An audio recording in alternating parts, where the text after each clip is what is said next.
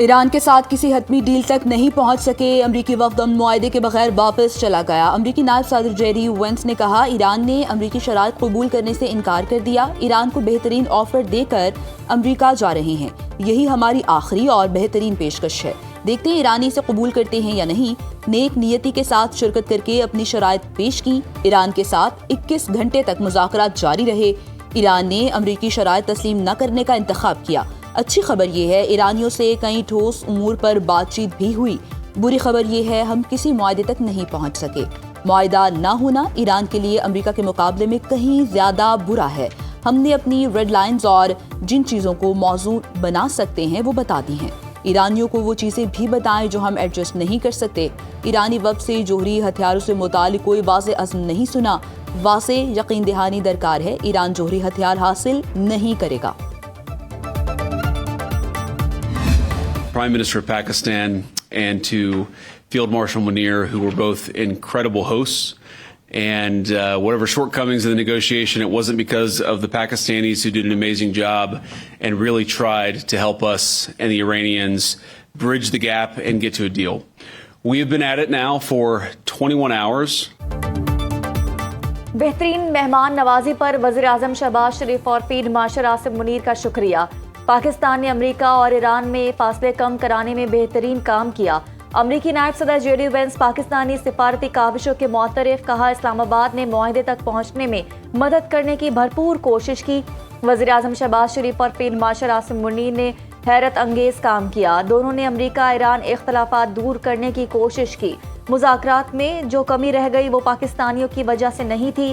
Field marshal Asif Munir, نائب وزیر اعظم اسحاق ڈار اور وزیر داخلہ محسن نقوی نے امریکی وفد کو رخصت کیا۔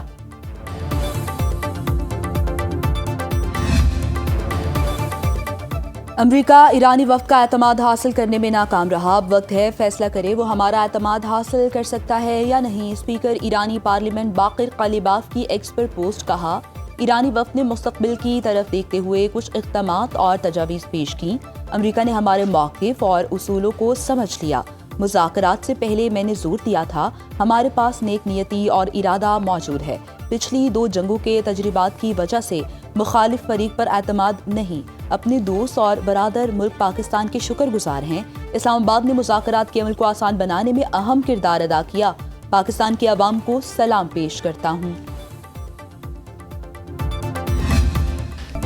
ایک نشست میں معاہدے کی توقع نہیں کرنی چاہیے، امریکہ سے مذاکرات میں متعدد نکات پر اتفاق ہوا، 2-3 اہم ایشوز پر اختلاف کی وجہ سے ڈیل نہ ہو سکی۔ ترجمان ایرانی وزارت خارجہ اسماعیل بقائی نے کہا امریکہ کے غیر قانونی اور زیادہ مطالبات کی وجہ سے مذاکرات بے نتیجہ رہے۔ 21 گھنٹے طویل مذاکرات میں متعدد مسودے اور تجاویز کا تبادلہ ہوا۔ ایرانی وفد نے مذاکرات اچھی نیت سے کیے، اب ہرمز جوہری پروگرام، جنگی ہرجانہ اور پابندیوں کا خاتمہ زیر بحث آیا۔ ایران کے خلاف جنگ کا مکمل اختتام اور خطے کی صورتحال پر بھی بات چیت ہوئی۔ ضروری ہے دوسرا فریق ایران کے حقوق کو تسلیم کرے، سفارتکاری کبھی ختم نہیں ہوتی، ایران خطے میں پاکستان اور دیگر دوستوں کے ساتھ رابطے میں رہے گا۔ اسماعیل بقائی کا مذاکرات کی میزبانی پر پاکستانی حکومت، عسکری قیادت اور عوام سے اظہار تشکر۔ Pakistan, I would like to express gratitude to the two sides for appreciating Pakistan's efforts to help achieve the ceasefire and its mediatory role. We hope that the two sides continue with the positive spirit to achieve durable peace and prosperity for the entire region and beyond.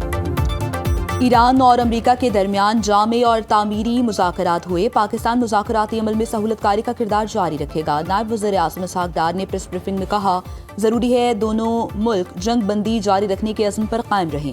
میں نے بطور نائب وزیر اعظم اور field marshal نے مذاکراتی عمل میں معاونت کی، دونوں ممالک کی جانب سے پاکستان کے مثبت کردار کو تسلیم کیے جانے پر مشکور ہیں۔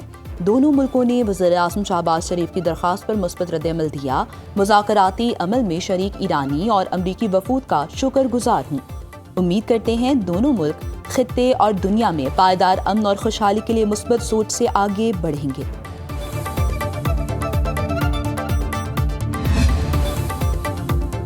برطانیہ کے وزیر اعظم کا امریکہ اور ایران کو جنگ بندی برقرار رکھنے کا مشورہ. کیئر سٹارمر نے کہا کہ فریقین کشیدگی سے گریز کرتے ہوئے سفارتکاری کے ذریعے مسئلے کا کوئی راستہ نکالیں. جنگ بندی کا جاری رہنا نہایت ضروری ہے. آسٹریلیا کا بھی امریکہ ایران مذاکرات بے نتیجہ ختم ہونے پر افسوس کا اظہار. آسٹریلوی وزیر خارجہ پینی وانگ کہتی ہیں فریقین کا کسی معاہدے تک نہ پہنچنا مایوس کن ہے. کشیدگی میں اضافہ انسانی جانوں کے مزید نقصان کا باعث بنے گا. عالمی معیشت پر بھی مزید منفی اثرات مرتب ہوں گے. امریکہ اور ایران جنگ بندی جاری رکھیں. تنازعات کے حل کے لیے دوبارہ مذاکرات پر زور.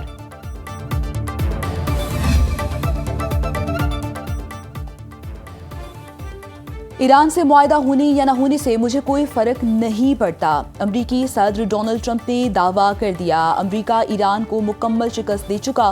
امریکہ یہ جنگ جیت چکا ہے. ایران کی بحری طاقت کو ختم کر دیا. اگر چین ایران کو ہتھیار فراہم کرتا ہے تو اسے بڑے مسائل کا سامنا کرنا پڑے گا. نیٹو نے آبنائے ہرمز کھلوانے کے لیے امریکہ کی مدد نہیں کی. چاہتے ہیں آبنائے ہرمز کھل جائے حالانکہ ہم استعمال بھی نہیں کرتے. آبنائے ہرمز میں بارودی سرنگوں کو مشینری کے ذریعے صاف کر رہے ہیں. آبنائے ہرمز سے بحری جہاز گزر کر امریکہ آ رہے ہیں.